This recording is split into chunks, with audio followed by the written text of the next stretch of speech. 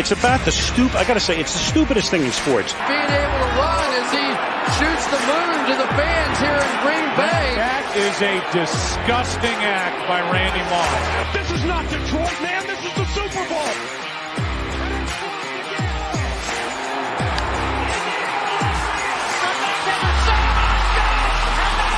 Here we go. Stop from the gun.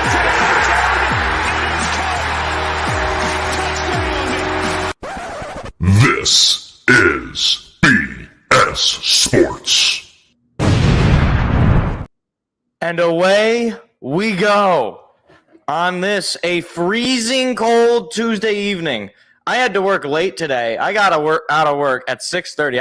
I know this is completely irrelevant to all of you people who are listening. And welcome into BS Sports. We got a great show for you tonight. We got a lot to talk about. NFL playoffs, college football, head coaching stuff. Nick Saban, retired. Bill Belichick, gone. Pete Carroll, gone. We got so much stuff to talk about. We got the Lions winning the playoff game. But I just want to start with this. I get out of work at 6:30. So I got in. It was a long day of work, all right? 8:30 to 6:30 was my work day, all right? I get home. I got no time to eat. I'm rocking on like two meals. I'm rocking on a bowl of cereal, a sandwich, some cantaloupe, some chips. That's what I'm rocking on right now. And I get home, and I'm like, all right, let's start everything up. Let's get everything going. And then my internet goes out. And I'm like, oh, no. After all of this, after getting up early, after all this stuff, after all of the drama, my internet goes out. And I'm like, well, what am I going to do? I got to try to make a post. I got to let people know. We're going to see if we can get it back. And then the internet comes back. Like at 6:59 or at 7 o'clock exactly. I'm like, oh, so we're back. And Dylan, that's right, a rematch of the Lions-Bucks. That's going to be exciting. We'll break it down for you. But before we actually really get into some of the content, I just got to ask everybody, and this is a question that it's been pondering my mind. I've been thinking about it all day at work. Like I said, 8:30 to 6:30. It's a question that's been on my mind the whole weekend. I can't get it out of my head, and I just wanted to ask you, the people. How about them Cowboys? Oh, Jerry's boys struck again. I got to say, as much as I despise the Cowboys, I do love them to a certain extent because they are the gift that keeps on giving. They are Christmas every year in January. It's like, let's say you had a bad Christmas. Let's say you didn't get what you wanted. You wanted the PlayStation 5. You wanted God of War 2, and you didn't get it. But you know what you did get? If you're a football fan, if you're a cold-blooded NFL football fan, you got to watch the Cowboys get pantsed on national television at 4:00 in the afternoon on a Sunday. What better way? What better way to spend your Sunday with your family or at home? If you don't have a family, you're like me, you're living alone. You put yourself in front of your TV and you just see 1,000,000,000 to nothing. It's just a glory. And I hate the Packers about as much as I hate the Cowboys, but it was enjoyable to watch that. We'll get into it. Got to start with the headliner. Obviously, I'm wearing the Dan Campbell shirt because this is Dan Campbell's week. It's finally over. And I got to say, I believed in this team from the beginning. From the beginning of the season, I said they were going to win 12 games, said they were going to win the division, and I thought they could win the home playoff game. They won that game not because of Jared Goff throwing for 1,000 yards. They didn't do it because Matthew Stafford threw 5 interceptions. They didn't do it because the refs gave them a bunch of really good calls. They did that because the Detroit Lions were the better team than the Los Angeles Rams. Full stop. They were the better team. The whole game, they were in control. The Rams never had the lead the whole game. It was always the Rams playing catch-up to the point where the Lions scored just 3 points in the second half, and that was all they needed. That was the difference. Is Michael Badgley kicking a 55-yard field goal, which I don't think anybody had on their bingo card. And that was it. That was it. Because this Lions team is not just, finesse. It's not just Stafford to Calvin. It's not just, we'll hand it off to Barry. He'll probably bail us out. It's a team. It's top to bottom. Pieces on both sides of the football. On defense, you got Hutchinson, you got Jack Campbell, you got Anzalone, you got C.J. Gardner-Johnson, you got Iffy. On offense, obviously, you got David Montgomery, you got Jared Goff, you got Jameson Williams, you got Amon-Ra St. Brown, you got Samuel Laporta, you got Jahmyr Gibbs, you got everybody, and everybody's getting involved. Did anybody have Josh Reynolds catching for 80 yards on 4 or 5 catches? I thought Josh Reynolds was going to have a good game because I knew it would be a revenge game for him as much as it is for Jared Goff. I didn't think he was going to get 80 catches. I was rooting for him to get a touchdown because I knew it was like he wanted that. He wanted that badly. He didn't end up getting a touchdown. No, only one receiving touchdown. That was to Sam Laporta, who we didn't even know if he was going to play. And he comes in, he gets a touchdown. You don't get that touchdown, you probably don't win the game. I mean, you minus the points, you don't win the game. But there's so much to talk about here because you look at the offense. On the first half, it was great. Second half, not so great. But then on the defense, first half, not so great. Second half, a little bit better. You get some stops. And I want to see, what was the team possession here? The Rams had the ball for just a little bit longer. It was basically split. But both teams never turned the ball over. One of the differences, Lions had 23 first downs to 22 of the Rams. So both teams were pretty evenly matched. Both teams had good defenses. And the Rams, again, it's one of those things, you got to give credit to Aaron Glenn because they give up 425 total yards, but just 23 points. No touchdowns in the second half. Only 2 touchdowns in the second quarter. No other quarter had a touchdown other than the second quarter. And both of those touchdowns were on deep ball plays. They were outside of the red zone. So it was finesse. It was those kind of big plays that, you risk giving those up, but if you get in the red zone, you're settling for a field goal or you're getting a turnover on downs. It's just, it's inevitable. It's inevitable. And you sack Stafford twice. Quote unquote. The first one, Stafford trips on, his shoelaces, and Hutchinson touches him down. And the second one, he's running and he gets tackled behind the line of scrimmage, which is technically a sack, but it's not the same thing, right? Like when you imagine a sack, that's not what you're thinking. But I just want to it's hard to describe, and I'm sort of at a loss for words as far as breaking this game down because it's not like, winning against the Chiefs week 1, right? Where you kind of look back at that game and it's like, okay, yeah, the Chiefs are kind of on an off year. Yeah, you did it on the road. Yeah, first game of the season, everybody's watching. This Lions team is, I believe, like 6-1 or 5-1 in primetime games. And that's, all eyes on deck, Thursday Night Football, Monday Night Football, Sunday Night Football, what have you. Like, they show up in a way that Lions teams of the past never did. And I got to also give the credit, of course, to Brad Holmes, to Dan Campbell, to Sheila Ford, because all that I heard, especially when Dan Campbell was hired, was, it's just another that, they do a reverse. They go with a genius coach in Patricia, and that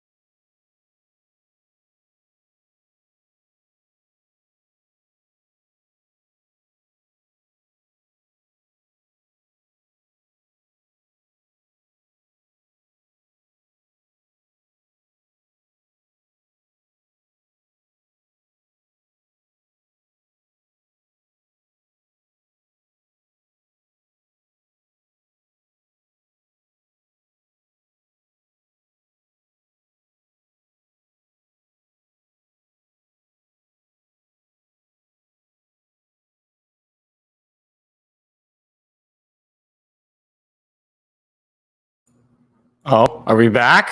Hello? Are we back? Okay. All right. Fun. Internet. I don't know what is happening right now. It's weird because like my router has like a little thing where like the light color will change if the internet goes out, but it's not doing that. So I don't know, maybe it's on like 15-minute spurts. So I don't even know where I was. We'll have to cut that in editing and sort of rearrange. We're back. Anyways, the other thing I wanted to point out about this game is it had the makings of the kind of game the Lions would lose, right? Like it had Matthew Stafford. It had Jared Goff a little slow in the second half. It had not a lot of scoring second half. It had defensive woes. It had Sean McVay, the boy genius, up against Dan Campbell, the brute. Like it was one of those things where you're just like, oh my gosh, the narrative writes itself. Same old Lions is gonna come back, and it didn't. It just didn't. It was like every point where you thought, oh boy, here we go. They just overcame it. Whether it was the bad offsides call or it was, the giant touchdown you give up to Tutu Atwell or the giant touchdown you give up to Puka Nacua, it was like they just went down the field or they just took command of that game in one way or the other, and they managed to win. And now I remember what I was talking about. I was going to talk about Dan Campbell and how when he was hired, it was this, the Lions, they're just switching over. They go from smart genius head coach in Patricia, now genius, very liberally used, to this brute players coach, rah-rah guy, but no real strength. And, well, clearly those people were completely wrong. Dan Campbell is not only a rah-rah coach, he's also a damn smart coach. If it wasn't for his gambling, if it wasn't for him just going for it on 4th and 1 and getting the touchdown to Laporta, probably don't win the game. If it wasn't for his passing on 2nd down with 2 minutes to go and picking up the 1st down with Amon-Ra St. Brown, we might not have won the game, right? If that play doesn't work, if he doesn't call that play up, if we run the ball and we don't get it, and then now we're in 3rd and short or what have you, it's just there was a myriad of things that just have gone right with this team.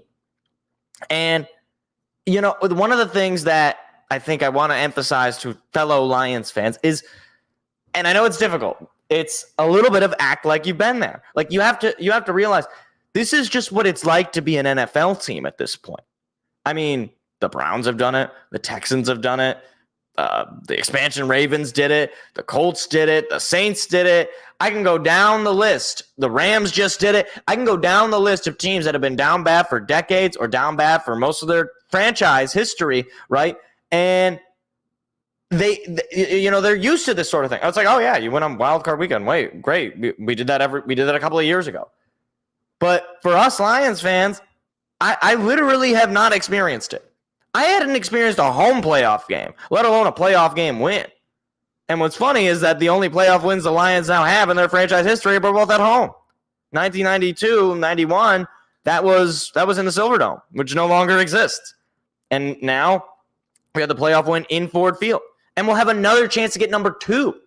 Like, that's the thing. It's like, some weak-kneed Lions fans might say, well, I'm glad that we got that one win, but, that's all we need. It's like, no. Now we have a chance. We're going up against the Bucs. We have home field advantage. We already beat this team earlier in the season. And it wasn't an easy win, but it was on the road. We had no running game. David Montgomery and Jahmyr Gibbs were out. They're both going to be back. You have a more active Sam Laporta. You have Jameson Williams more comfortable in this system.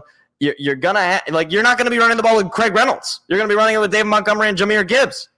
And you got a defense that's better. You're gonna have Chauncey Gardner-Johnson, who's only gonna get better and better as the games go.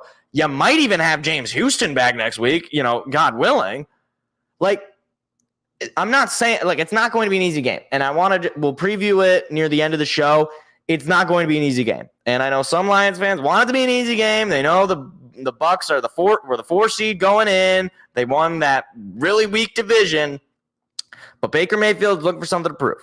And he's won a playoff game with the Browns, and then he lost to the Chiefs in the divisional round as well. That as bad as we want it, he wants it even that much, at least that much. It's not going to be easy. And their defense is legit too. It's going to be tough to score on them. Like the Rams defense was not that good, and we scored just 24 points on them in a playoff game. The offense has got to be better if they want to win this game this upcoming Sunday. And like I said, and I was talking about it even before. I said that, look, the Buccaneers are red hot right now. Like they've been winning games, and it's not always been, good looking. They beat the Carolina Panthers without scoring a touchdown. It's not always been pretty, but it's not going to be like, a walk in the park, because they don't have to score a bunch of points because their defense is just that good. So Jared Goff and this offense, they've got to be ready to go. And I don't doubt that they will be, because they know they have an opportunity here to do something that has not been done since 91, which is make an NFC championship game. And we don't know if we're going to host it at that point. You're going to have to wait to see the Packers-Niners result. But there's a possibility that we could host the NFC championship game. It's not a 0% chance possibility, right? It's not like if the Cowboys would have won, right? Then it would be a true zero. But yeah, I think it's probably going to be closer because it's going to be a playoff game. But at the same time, again, like Lions are a better team than they were when they played the first time. No, to be fair, so are the Buccaneers. But I saw that game on yesterday, and I was noticing a lot of the same things that were happening when they played us, which is Baker Mayfield missing guys, wide receivers not on the same page as Baker Mayfield, throwing too deep, throwing too short, what have you. They were struggling offensively in that first half. It wasn't until like the late game when they started to really run away with it. So I don't think this is going to be some easy game. I don't think this is going to be some blowout. But I do. Well, we'll get into it. I think the Lions are going to win. I'll just say it there. We'll get into the predictions at the end of the show. But yeah, at least as of right now, you can take these first couple of days, probably until Thursday or Friday, before you really start to look ahead. Right now, Lions fans, myself included, enjoy this, because playoff wins aren't free, and that win this past Sunday, that certainly wasn't free. I personally lost some years of my life watching that game. And Armenian, you're in the chat, you know. I probably lost some years of my life watching that game, but it was worth it. And it's again, you beat your old quarterback. That is the kind of thing that doesn't happen. I mean, I'm not old enough to really remember, but Joey Harrington on Thanksgiving playing for the Miami Dolphins played the game of his life. That's the kind of thing that Lions fans are going accustomed to. Meanwhile, Matthew Stafford throws for 367 yards and loses the game. I don't think anybody had that on their bingo card. They certainly didn't have Michael Badgley having the game-winning kick on their bingo card. But, man, this Lions team, successful season, I'd say. But job's not finished. Now you're on to Tampa Bay. See what you got. But moving along now to the rest of the NFL playoffs, we'll get to that team. Don't worry. We'll have fun with them. Let's start with the Texans and the Chiefs. Both these teams on Saturday blowing out the competition. Start with the Texans first, because this game got out of hand very quickly. Joseph Flacco. He is not the Joey Flacco of yesteryear. Now, to his credit, he still threw for 307 yards and a touchdown. Unfortunately, and this is very unfortunate, he had 2 pick sixes, and that is not going to win you games, Joe Flacco. Now, I will say, I was really deep down hoping for a Browns-Lions Super Bowl. Unfortunately, the Browns did not, live up to their end of that bargain. But the Houston Texans, man, I've been saying, like I said, maybe around the time when C.J. Stroud was starting to get hot, that this team was going to, or had the chance to win that division. They did. And not only did they do that, they won a playoff game. And now they got a chance, again, they're like the Lions. They got a chance to play for their conference championship game too. And this is a Houston Texans team. This is an expansion team. They do not have a whole lot of success.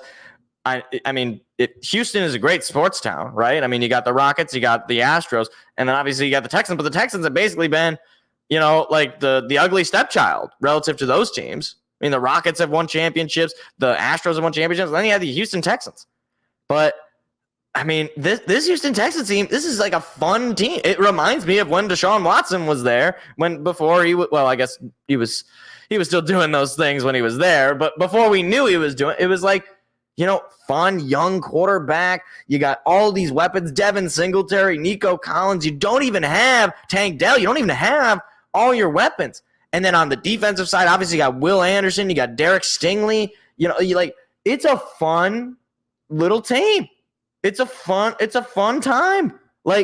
It's great to see for a team like Houston who, again, they had been down bad for the past 3 years, and they just explode this year with a new head coach, with all the weapons I've already talked about. And do I think they could win on Sunday? Yeah, or Saturday. They play Saturday. Yeah, sure. I suppose they could. It's going to be their toughest battle yet. And again, rookie quarterback. I think at this point, C.J. Stroud is the rookie of the year. As much as I love Laporta, as much as I love Gibbs, this guy has completely flipped the script on the Houston Texans. And I will say that as somebody who didn't believe in him going into this year. I didn't believe in the Ohio State curse. I didn't believe in Ohio State quarterbacks. And I had a special feeling about him because of all the elite weapons he had at Ohio State. But no, he's managed to figure it out, and he is dicing up the competition. And they're a fun team to watch. I certainly will be rooting for them on Saturday, just because I like to see these new teams that have never won have some success. But for sure, I mean, look, that's another point, Armenian, right here. Lions Texans Super Bowl. I don't think it's crazy. I mean, it's crazy in the sense that both those teams have never been and have never won, consequently. But both those teams are really good. It's not like we're talking about the Steelers Lions or it's not we're talking about Steelers Eagles or something. And we'll get to the Eagles because, oh boy, that is a disaster in Philadelphia. But I'm really liking the Texans. I really am.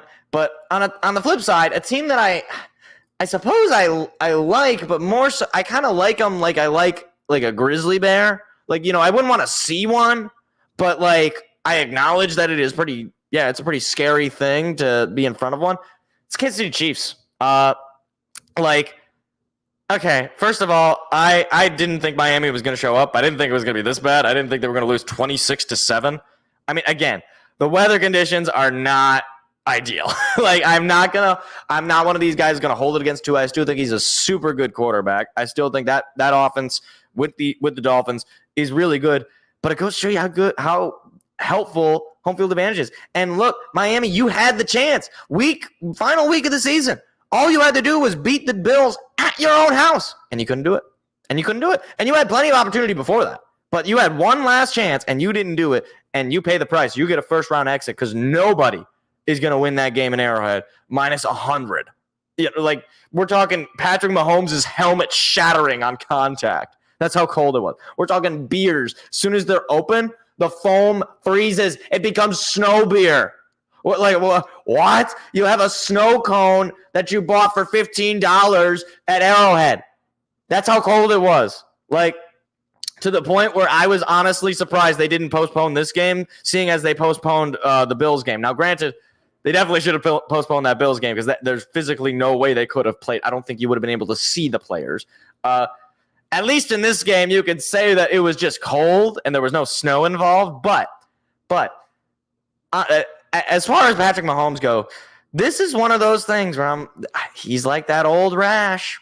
He just doesn't go away. And, they win that division. He gets a home playoff game.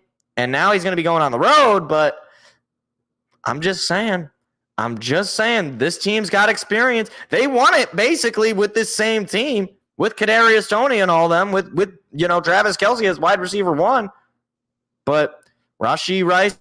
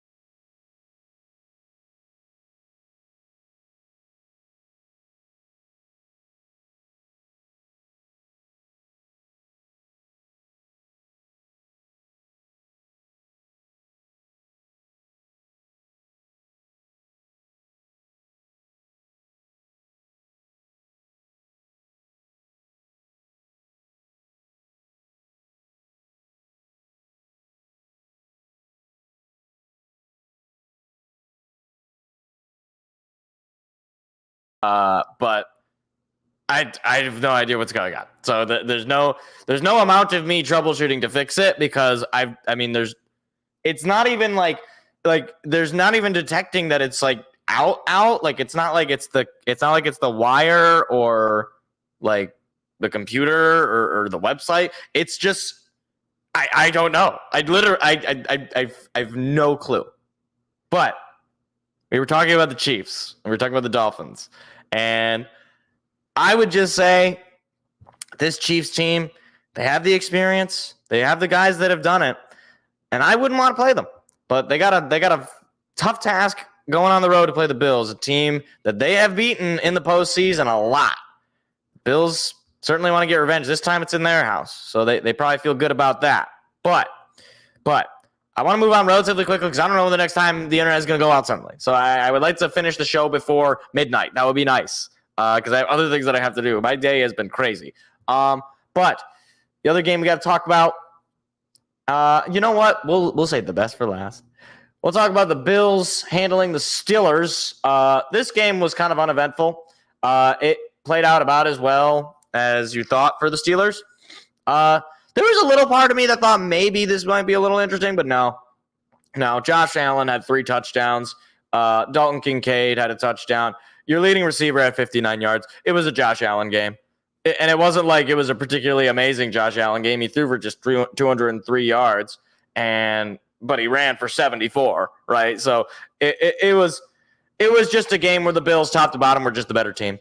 And the Steelers really didn't belong at all. But needless to say, the Bills, they get their chance, take on Kansas City at home, like we just said. So I'm looking forward to that game because that is going to be a matchup for the ages, I think, because those two teams, both teams that were kind of on off years this year, both teams that,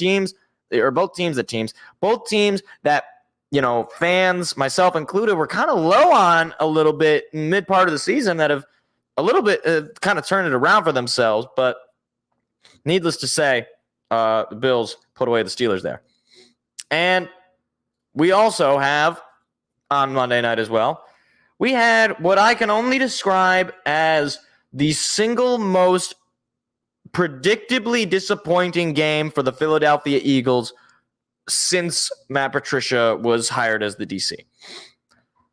They lose the game not by 1 touchdown, not by 2, not by 3, but by about 4 touchdowns.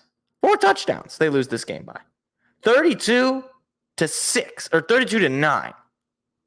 I did my math, right? That's 7, 14. Well, that's assuming you get the extra point. So 6, 12, 18, 24. 24 plus 9 is 33. So yeah, about 4. About 4 touchdowns. Like, did you even show up to play, Eagles? I mean, like, I'm sorry. Questions had to be asked about Jalen Hurts. Questions had to be asked about this defense. Questions had to be asked about everybody, as far as I'm concerned. Because this is worst case scenario for them. They had an opportunity here, you know, wild card. You're still 11-6. Go out, you beat the lowly Buccaneers. They only won 9 games. They barely won that division. But you would have thought the Buccaneers had Tom Brady under center because they destroyed the Eagles just like the Buccaneers did a couple of years ago when Tom Brady was the quarterback. I mean, it was like deja vu all over again for Eagles fans, where Jalen Hurts looks pedestrian. I mean, he threw for 250 yards. He had a touchdown. Not a horrible game. The running game was non-existent. DeAndre Swift, hey, buddy, did you even play? I've been very akin to DeAndre Swift running games like this. 10 carries for 34 yards. That's pathetic. Your leading receiver, Devontae Smith, about the only receiver who showed up. Like who else showed up in the receiving game? Was it Julio Jones for 22 yards? A.J. Brown was not playing because he was hurt. DeAndre Swift was your second leading receiver for 32 yards. We had 2 more rushing yards than he did receiving yards. That's your starting running back. That's your running back 1. And I remember people making fun of the Lions for trading DeAndre Swift to the Eagles. Well, I don't think they're laughing now because we have arguably the best running back duo in football, and they had DeAndre Swift and Kenneth Gainwell. Good luck. But on the flip side, the Buccaneers, hey, man, I said going into that game that this is a red-hot Buccaneers team. This is a team that is winning. It doesn't always look pretty. Like I said, 9-0 to the Carolina Panthers, not ideal. But they're winning games. And they just showed that they belonged in this game. They just knocked out the reigning NFC champion Philadelphia Eagles, and you might have thought this was the Eagles of 2021. That's how bad it was. And I'm not on the fire Nick Sirianni train. I think that's ridiculous. I still think he's one of the finer head coaches in this league. But the more I think about it, he did promote Matt Patricia to be his defensive coordinator. And basically since they did that, this defense has not just looked pedestrian. It has looked downright awful. Here are some team stats for you, okay? The Eagles gave up 6 out of 14 third downs, okay? Not ideal. You're giving up about half of the third downs, okay? They gave up 426 yards, 23 first downs. The Buccaneers had the ball for 34 minutes. 34 minutes! That's more than half the game, folks, that the Buccaneers had the football. Now, they didn't give any turnovers. Thank the Lord. Thank the Lord they didn't do that. But on the other side, on offense, you didn't convert a single third down in a playoff game? Jalen, buddy, did you get the money and then cash the check and say, you know what, I'm out? Like, you looked a lot like Jalen Hurts of 2021. You looked a lot like the guy that was taken in the third round. You did not look like the potential MVP candidate that I think myself and a lot of people thought you could be. I mean, this was absolutely pathetic. Eagles fans need to demand heads. If Matt Patricia keeps a job, if Matt Patricia is not fired like yesterday, I'm losing faith in this ownership. I'm losing faith in Nick Sirianni, I should say, not the Eagles ownership. The Eagles ownership is its own problem. But, like, Sirianni has to clean house. Fire the offensive coordinator, fire the defensive, fire everybody. Completely revamp the staff. Because last year, you had an elite staff. Both those guys are head coaches somewhere else, and they're doing well for themselves. Jonathan Gannon beat you. And the Colts head coach, I don't think he played them, but I believe he came from the Eagles, right? Or was it D'Amico Ryan? It was one of the two. It was one of those two. Either way, both those coaches feeling good about themselves. Eagles, they look awful. Like, just straight up awful. They look like, frankly, you could have put some of these non-playoff teams against them, and they probably would have beaten them. And they actually did, in the form of the Arizona Cardinals. And the Giants. I mean, like, seriously. Like, I think there are more teams out of the 32 teams in the NFL that could beat the Eagles right now than there are teams that would lose to the Eagles. Like, who? Honestly, like, I'm thinking of some of the worst teams right now. It's like the Bears. Yeah, Bears could probably beat them. The Panthers probably couldn't beat them. So you could beat the Panthers. But I think it might be close. It might be close. But moving along to, of course, the most amazing game of the weekend. This to me, this was like Christmas and New Year's and then Easter and the last day of school and your retirement and your marriage day, like the day you get married, your anniversary, all of it all sucked into one beautiful package. How about them Cowboys? Jerry, what happens when you don't have the referees bailing your ass out on the goal line? What happened, buddy? Oh, me, oh, my. Can we just – you were down 27-7 at the half. Hey, Dak, how about that MVP? Am I right? Hey, 400 yards and 2 picks. Talk about stat padding, you bum. You know what Dak Prescott is? He's a faster Tony Romo. I'm going to say it. He's a faster Tony Romo. He can have great offensive stats in the regular season. He can look great. He can be the promised land. He's Jared's guy. Come playoff time, Dak's going to turn into a pumpkin. He's going to be like a grandma out there because he doesn't know which player is on the right team. He's throwing more balls to the other guys than he is guys through the end zone. And I just got to say, like, you can look at the counting stats of this game. You look at the box score. It does not tell you the full picture. First of all, the fact that this is a 16-point spread between these two teams, no. This was like a 100-point spread. The Packers scored a touchdown in the fourth quarter where it was fourth down in fourth and goal territory. They could have just kicked the field goal, but they said no. They wanted to embarrass you, and that is exactly what they did. And you know what? You know who feels sorry for you Cowboys fans? Not this Lions fan. Hey, what happened to that ineligible man downfield? Maybe he should have just written to the ref. Maybe it was just too confusing of a play, Cowboys fans. And you know what else is crazy? I've seen more Lions playoff wins in my lifetime than I've seen Cowboys trips to the NFC Championship. Ain't that something? Ain't that something? Because this team, every year, they'll do this. They'll win 10 games. They'll win 11, 12 games. And then they'll just show up in the postseason, and they will look like ass. They will look horrible. Not like they play a shootout and it comes close. They always find a way to embarrass themselves. Go back to last year. Final play, Zeke Elliott under center. Did you even try, Mike McCarthy? Go back a year before. Hey, Dak, let's run up the middle. Slide down. Wait, we're out of timeouts. Game over. 0. Lose to the 49ers. You can go back to the late 90s of this team finding pathetic and laughable ways to lose in the playoffs. And I'm sorry. You have to. It is a structural problem. Jerry Jones is an idiot. He is a moron. He doesn't know what he's doing. He doesn't know what he's doing since the 90s. And even then, he didn't even really have that much knowledge because it was Jimmy Johnson. And then I can't even remember the name of the coach who replaced him, who managed to walk into a championship team. Jimmy Johnson made Jerry Jones, and Jerry Jones thinks he can do it without him. Frankly, if he hired Jimmy Johnson right now, they'd have a better chance of winning than they have Mike McCarthy's bum ass. I mean, seriously, how many times does a coach and a team have to show you who they are when it matters most for you to believe them? I'm sorry. If you're a Cowboys fan, if I say this as a Lions, I would want Mike McCarthy on the street, homeless, gone, out of my sight, never again. Because he is the problem.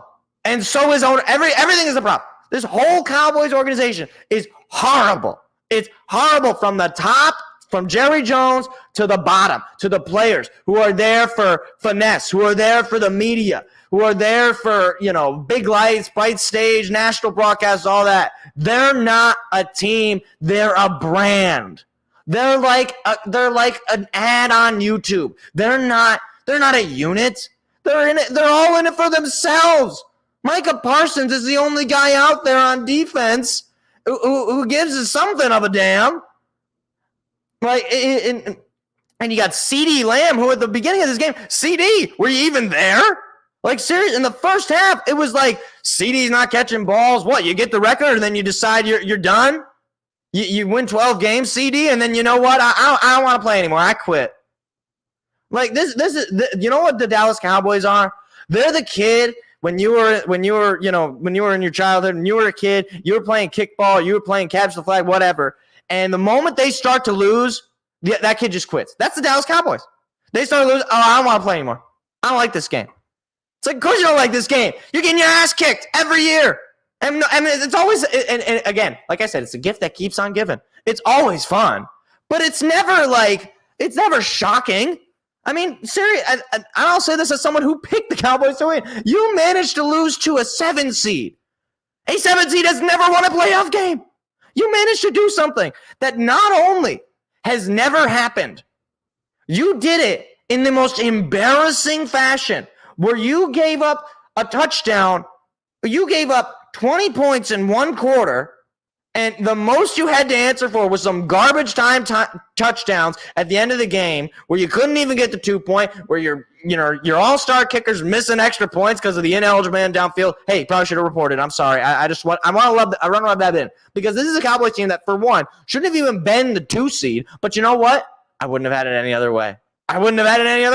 Because them screwing the Lions allowed them to have this level of embarrassment. You know it's bad. Do you know what's bad, Cowboys fans? When the Packers have a better record in your stadium against you than you do against them. That's when you know it's bad. When the Packers basically have a vacation home in Dallas That's when you know it's bad. But I could ramble about the Cowboys being absolutely terrible for ages and ages and eons and centuries, and the stars could all, turn to dust, and the heat death of the universe could kill us all. But one thing will remain certain.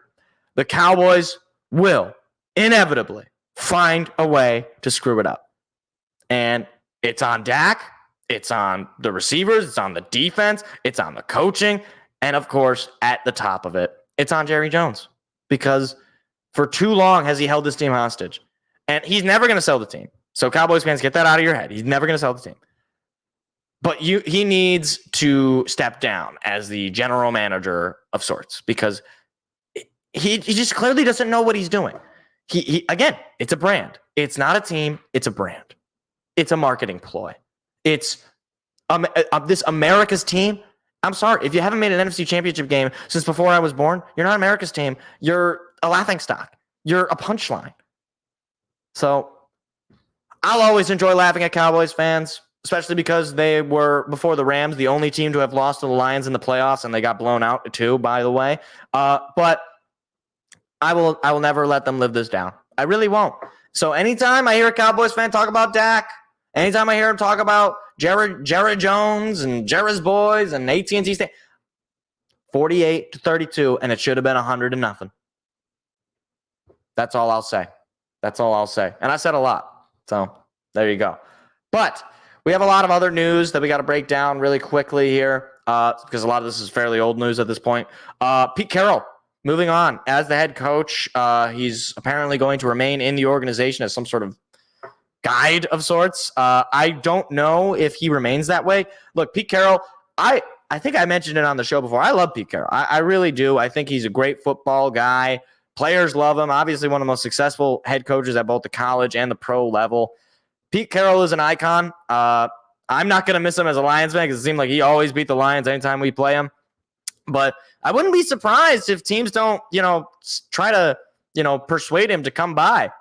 He still certainly has it. I mean, he had the Seahawks with a winning record the past couple of years. Now, granted, playoff success has been lacking as of late, but, I still think he's a solid head coach. I think maybe you give him a change of scenery, he might be able to figure it out. But either way, if this is the end of his head coaching tenure, he certainly goes out as one of the greatest to do it, for sure. And obviously, you have the Super Bowl win with the Seahawks, their only Super Bowl win. Probably could have had 2 if he just didn't run that final play, but that is neither here nor there because he is still one of the great head coaches. He brought Geno Smith back from the dead. I mean, like that in and of itself is amazing. Truly amazing. Second big coach to leave in the NFL, at least. We'll talk about the last thing here. Is old Billy boy, old Bill Belichick. He is gone. Parting ways from the Patriots, but he is still coaching. I saw today he was interviewing with the Atlanta Falcons. There's rumors of him there's not rumors, but people saying it's possible he could move on to the Cowboys. Like, look, again, similar to Pete Carroll. And I'll say this because I'm a Lions fan, right? Bill Belichick never hurt me. We were never in a scenario where Bill Belichick could hurt me. For one, we're not in the AFC, but I understand if you're a Broncos fan, if you're a Steelers fan, if you're a Colts fan, oh my, if you're a Jaguars fan, you hate this guy and you're glad to see him gone. As a football guy, I mean, Bill Belichick is a classic. I mean, he's one of the greatest head coaches. I don't think he is the greatest. I think there's other coaches that historically might have better claims to that, especially the way that he's ended it with New England. The last 3 years have just been awful, and the drafts are just not great.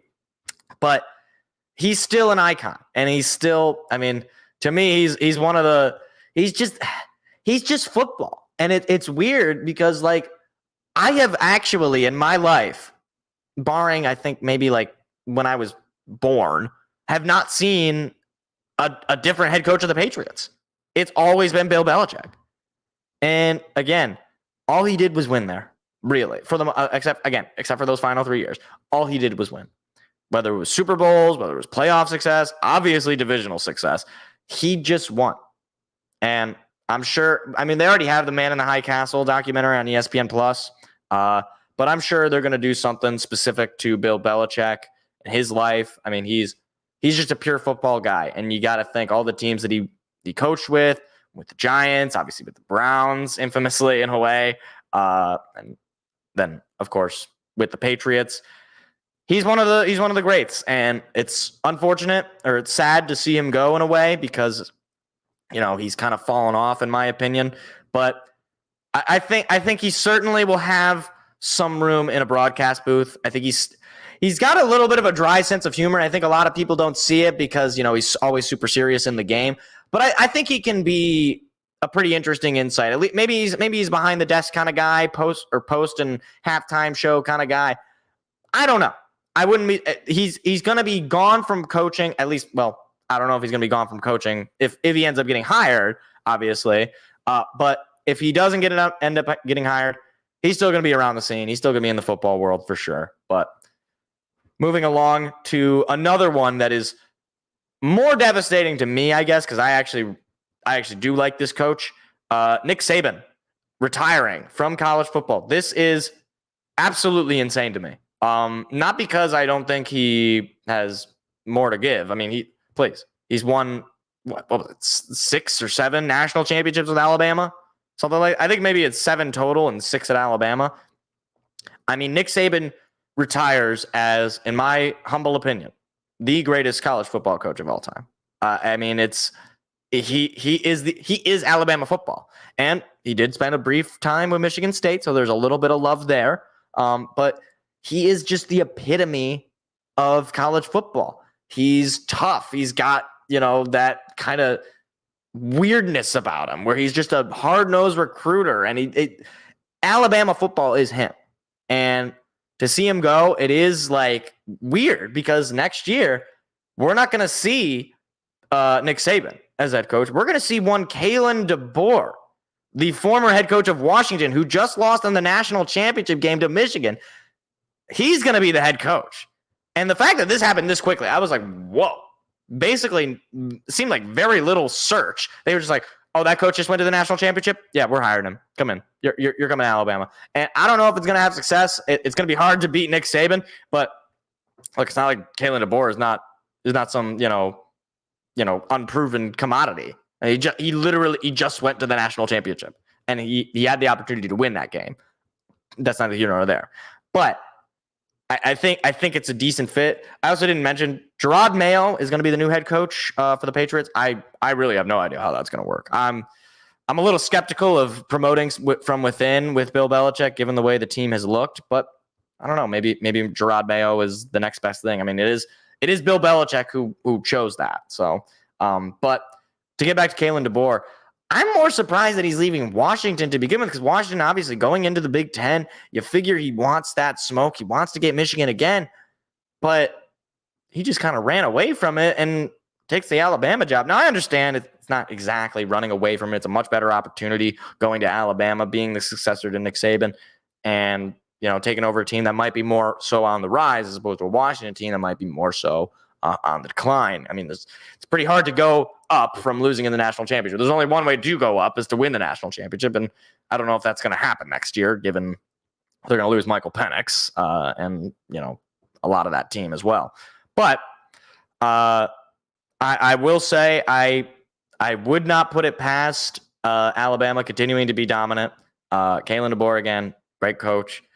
As far as the Patriots, I don't know. I guess I need to see who is going to ultimately make the draft decisions from this point forward. If they're going to hire a general manager, or if they're just going to give the ropes to Gerard Mayo. I don't know if they have. I could be wrong. I don't think I saw anything that they had hired a general manager. But yeah, so a lot of changes, a lot of things happening in the college football and professional football world of just coaches that have been there for so long and moving along. And makes me think, who's going to be the next big, coach that's hired now, or that's, just entering into their prime of coaching. Think of guys. I think of my own, I think of Dan Campbell. Is he the next big up and coming young coach who's there for decades? Certainly the way things are looking, certainly possible. But then you think of guys like DeMeco Ryans. You think of even the Nick Siriannis. I know the very not great right now, but things could change very quickly. But Yeah, I think it's a changing of the guard in the football world right now. Coaches retiring, moving on to different teams, what have you. I got to say, it's been an exciting offseason, and it hasn't even actually been the offseason. So it's fun. It's fun for sure.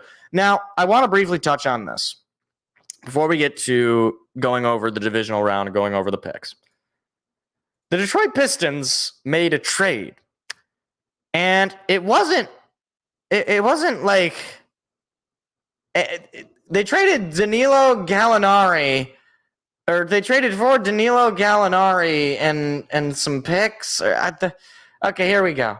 The Pistons are finalizing a deal with the Wizards to deal Marvin Bagley and Isaiah Livers, as well as 2 second-round picks for Danilo Gallinari and Mike Muscala. I mean, I guess I'm glad that they moved on from Bagley and Livers, 2 of the worst players I've ever seen personally. But, Troy, you extended Marvin Bagley. So what you're telling me is you got yourself in this mess with Marvin Bagley, and then now you're like, well, shoot, I signed another bad player. Guess we got a salary dump. And I'm sorry. Even regardless of what you think of the trade, whatever, like, obviously we lose some picks, which I'm not a fan of, given the status of this team. We shouldn't be dealing away picks. But whatever you want to say about that, why is Troy Weaver still given the keys to drive this bus down a cliff?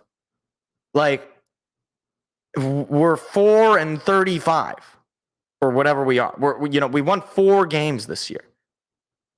And Tom Gore says, you know what, Troy? Yeah, you go ahead and you make roster updates. It's like, oh, yeah, trading Bey for Wiseman may go down as the single worst trade I've ever seen. And I don't even think Saddiq Bey is, like, amazing. I just think he's a little bit better than, James Wiseman, known draft bum. Like, that, again, I haven't gotten much pushback on this from Pistons fans at this point because everyone's basically in agreement. There has been basically no moves that Troy Weaver has made that have made this team better. Outside of the trade to get Jalen Duren in the draft and the pick of Cade Cunningham first overall, basically every single other thing he has done has been awful. And for Tom Gores to be like, yeah, sure, why not? Yeah, you want to trade Bagley and Livers? Sure. I mean, I wouldn't be surprised if Bagley and Livers turn out to be decent players. I wouldn't be surprised. Now, Bagley, he's going out to his third team. Livers, he's still young, but I mean, there's nothing really to love with him. He's a wing who couldn't shoot. That's not a good combination. But I don't know. Maybe the Wizards will figure him out. Maybe they'll develop him into this elite shooter, and then I'll have to hear about how great Isaiah Livers is and how we let him go for Danilo Gallinari and Muscala, 2 players who are of no use and will not be on the team next year, and they shouldn't be because they stink. But then again, Isaiah Livers and Marvin Bagley III also stunk. So you trade garbage for garbage, and you get garbage. So what a surprise. But with that, we will now move along. We've gotten to the end of the show where we could talk about the picks. Now, because there's only 4 games, we'll still do the music. Come on now. We're still going to do the music. And we'll break down the games a little bit more further. But last week, I had a really great week. 5-1. All the Cowboys had to do was win, and I would have had a perfect week. Poor Seth did not have such a great week, but it is that part of the show. Everybody loves it. Everybody talks about it. It's beloved. It's one of those things where people come up to me on the street. They're like, Mike, I love the picks, and I'm like, who are you? I don't even. How do you even know my name? This is a very small channel. I'm surprised that there's anybody in the area that has watched the show. But anyway, it is time for the picks. We're gonna go with, I believe it's. Hold on. I think we're on music 6. We'll do music 6. All right.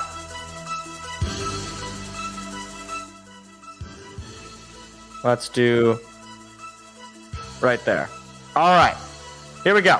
So, look, this week it's divisional round. So first pick, first game, Texans, Ravens. Seth is taking the Birds, the Ravens. I will agree.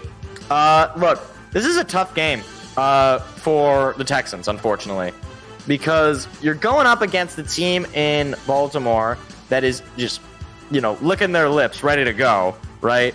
It's an unstoppable force in Baltimore. I will say, again, I think that this is going to be not like a blowout, I think the Texans can make this close. If it's a shootout and CJ Stroud is on point, I think it could play a good game. The only thing, of course, is because this is on the road in Baltimore, it's going to be cold. It's going to be very, very cold. And CJ Stroud does not like playing the cold. We saw that at Ohio State. And he plays in an indoor stadium in Houston. So he's not exactly used to playing in the elements. And obviously, still being a young player, it's not great. But if he can just show up, if he can have a solid game, I think Texans fans either way are going to feel good about their season. You know, you win the division, you win a playoff game, you're feeling good. For the Ravens, look, Lamar Jackson has not been good in the playoffs historically. You go back, you look at his games, I think he's won just one playoff game. Outside of that, he's largely not shown up, or he's played poorly. He needs to have a really good game, especially if he wants to maintain that MVP talk. If he goes out and he plays a game like Dak Prescott did, where he just gets destroyed, he's throwing interceptions, he's missing guys, he's just not, the offense is not moving the ball. It's gonna make the MVP conversation a little bit more interesting because you're like, well, who are you gonna give it to now? Like what are you gonna do at this point? But no, I do think it's a little bit too far for the Ravens to win this game, or the Ravens to lose this game, I should say. The Texans are just not as experienced. I think the Ravens are ready to go. They're a Super Bowl team, and the Texans, they're a fun story. I don't know that they're going to be able to get it done, but I will be rooting for them despite the fact that I'm taking the Ravens. Moving along to the Packers visiting the 49ers. Let's see, Seth is taking the 49ers. Yeah, I mean, I'll take them too. We might not have too much disagreement this week. There's only 4 games. What do you want from me? Yeah, the 49ers, again, top to bottom, they're one of the best built teams in the league. The only concern, of course, is you're doing Brock Purdy versus Jordan Love. And Jordan Love has shown he can sling the football. However, he does not have a whole lot of experience in this field. Obviously, he just won the playoff game on the road. He certainly has capabilities to win on the road. And the element's probably not going to be much of a factor because he's going to be in San Fran. You know, you're going to be in beautiful, sunny California. It's going to be what, like a crisp 70 degrees there this time of year? The 49ers are just a unit. I mean, go down the list. IU, Samuel, McCaffrey, Chase Young, Bosa. Like, you got all of these players. And then Brock Purdy, who's a really solid quarterback, dishing the ball out to all these guys. Like, and George Kittle. I didn't even mention George Kittle. You got all of these guys. I just don't know that the Green Bay Packers are going to be able to do enough to stop them. Because I like the Green Bay Packers. Talk about them as far as a team. I don't like them, personally. I wish them nothing but suffering. But as a team, they're built really well. I mean, you got some wide receiver weapons. You got Dobbs. You got Reed. You got who's the tight end? Oh my gosh, I'm blanking on the guy's name. I don't know. They got a couple of tight ends in there, a couple of rookie tight ends who have played really solid ball. And then obviously Jordan Love is dicing it up. And you got Aaron Jones running the ball. If Aaron Jones runs the ball like he did against Dallas, it's going to be a tough game for 49ers. On the other side of it, again, like I said, it's just a monster. Musgrave. Thank you, Armenian man. Musgrave's had a great year. Like, the Packers are good, and it's similar to the Texans. It's a good young team. Just don't know that they're ready to take this kind of a step in a really tough environment against teams that are desperate to get that win. So I'm going to take the 49ers. Up next, the Buccaneers taking on the Lions. Seth is taking the Lions, and I am going to agree with Mr. Seth. Obviously, I have not picked against the Lions all season, and I don't think I will start at any point. So, look, talk about the Buccaneers first. Baker Mayfield is playing really solid football. And that offense is clicking. Last week, he threw the 300 plus yards, and he had the 3 touchdowns. He was dicing up Philly. Now, Philly, on the other hand, is not a good team at all. We were talking about it earlier in the show. They're terrible. But look, I said it. This is a red-hot Buccaneers team. This is not like some pushover team. This is a team that has lost like 1 game in the past like 5 weeks or something like that.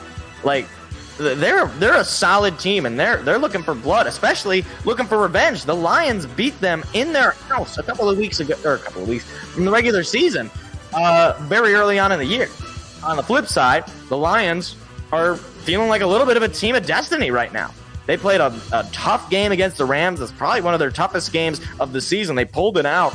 And this week, they're going up against a Buccaneer team who has a much better defense, unfortunately. But the Lions are going to be much better from a weapon standpoint on offense than they were the first time they played them, and they scored 20 points on it. You're going to have Jameson Williams much more active in the game.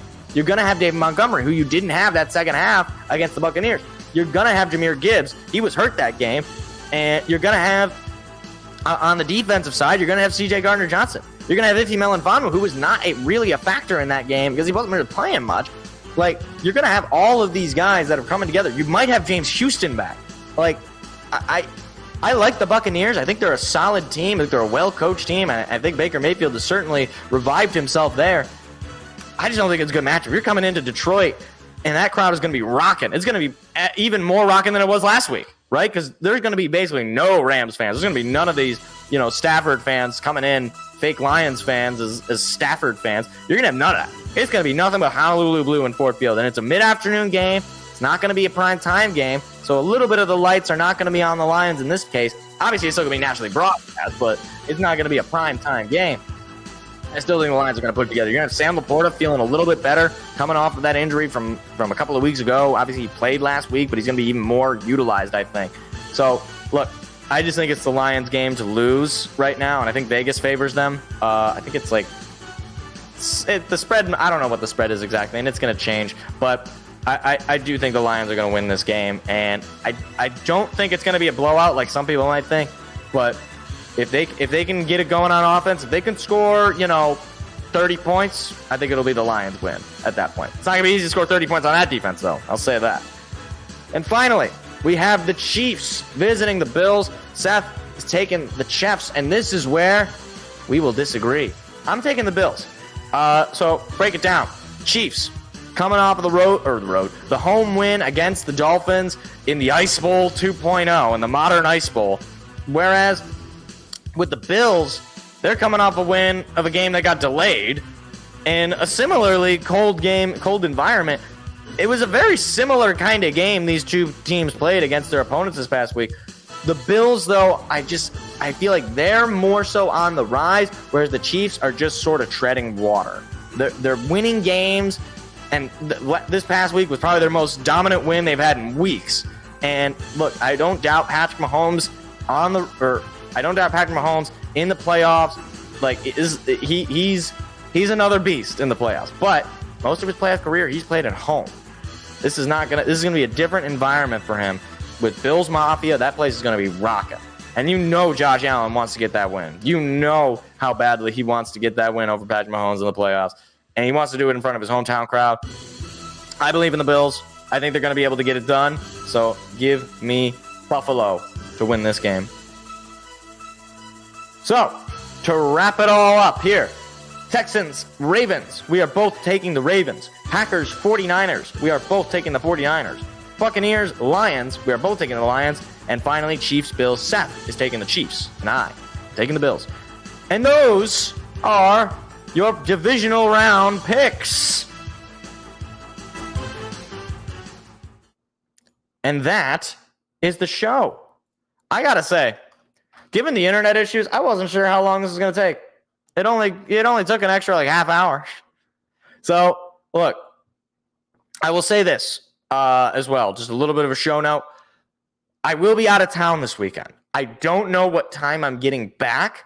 The Lions play the Buccaneers at 3 o'clock in the afternoon. If I manage to get back before then, I will go live. I cannot guarantee that I will get back before then.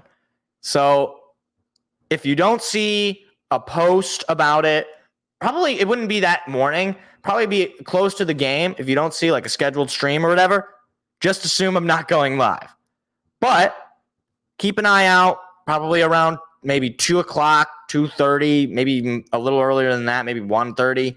Again, I don't know what time I'm going to get back because it's kind of a sporadic trip, so we'll figure it out. But more than likely, won't be going live on Sunday for the divisional round, which sucks. Obviously, Lions in the playoffs, it's such a rare occurrence. I would love to be able to watch the game with you guys, but if I get back at 4 o'clock and the game's already happening, I'm probably not going to go live. I mean, I guess it's a game time decision. We'll see. I probably will not. But if I'm feeling it, it'll be probably a long drive too, so I'll probably be exhausted. But if I'm feeling it, if we're back before, then we'll make it do. But if not, we will break it down regardless of the result on Tuesday next week, where we will be back. We'll be talking about the division round. We'll be breaking down the conference championship game and all of the sporting news of the week. So if you enjoyed the show, or if you're just stopping by, go ahead and hit the subscribe button, hit the like button. It's a fun time. We have a fun time here on Tuesday nights. And then obviously, anytime the Lions are playing, except for this week, we'll be live. We'll be hanging out. It's a good time. So I appreciate y'all for coming out. Apologies for the technical difficulties this stream. And if I don't see you on Sunday, I'll hope to see you next week for another Lions victory. So have a great night, everybody. Take care. See you later. Goodbye, everybody.